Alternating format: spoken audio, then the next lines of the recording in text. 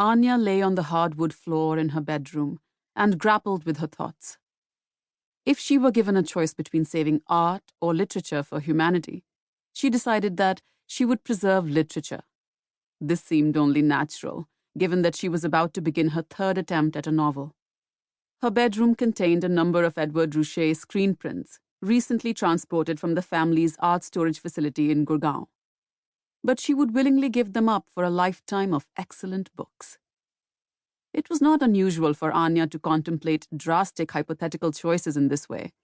The comforts of her own life meant that she was seldom called upon to discriminate or restrict. In the Khurana household, they usually ordered 4 of everything. As a result, this kind of grandiose conjecture had always come to her as something of an exertion, but also a thrill. She sat up and looked at the screen prints. A series of disjointed words poured over a burnt orange sky. They were the most recent constituent in the refurbishment of her bedroom, a process that was as inevitable as the seasons, although far more capricious. Some unexpected good news would involve the replacement of a chaise longue or a reupholstering of the window seat. A foreign trip often resulted in sudden inspiration and a hasty call to Delhi's most exclusive bed linen suppliers. After she had finished reading I Know Why the Caged Bird Sings, Ania had decided that the hand-painted wallpaper on the far wall had to be replaced. Its birdcage motif seemed to exude a cruel symbolism. The only constant in the room was the view from the French doors. The reclaimed Andalusian tiles on the balcony floor, the wrought-iron balustrade, the rich dappling of the gulmohar trees, and in the distance, the hum of cars making their way through the grandeur of Prithvi Raj Road. The constant redecoration was no secret, and it was often a delicate matter, having to refuse the eager services of the wives of her father's friends, many of whom had set up interior design businesses a few years into their marriages. But the Khuranas were firm believers in setting boundaries when it suited them. "Your aesthetic is simply wonderful, but we try not to mix business with friendship. It would be terrible to jeopardize such a close relationship," Ania would say. The wives would say goodbye and walk down the front steps of the Khurana mansion, casting a forlorn look at the gleaming white facade, the many sets of French doors that caught the evening sun, the stone urns that looked as though they had been in place for generations. But by the time they had swept out of the driveway, the balm of Ania's expression of closeness would have soothed their wounded pride. In any case, they retained the hope that evidence of their flawless taste would eventually persuade Ania to change her mind.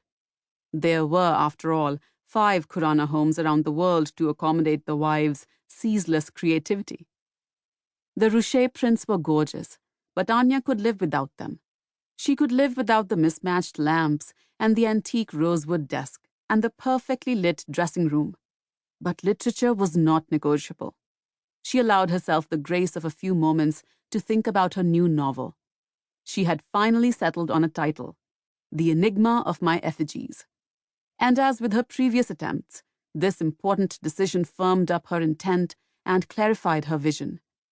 She was now at the next stage of her creative process.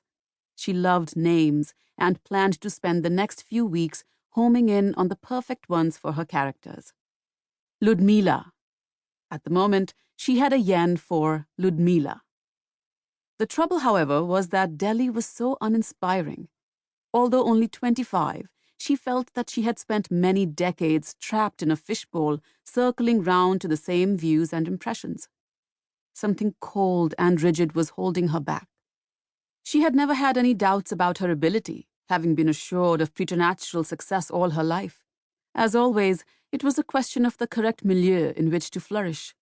What her creativity required was a glorious new vista, exposure to dazzling minds, a seductive environment, the silvery glint of olive trees as the sun began to dip.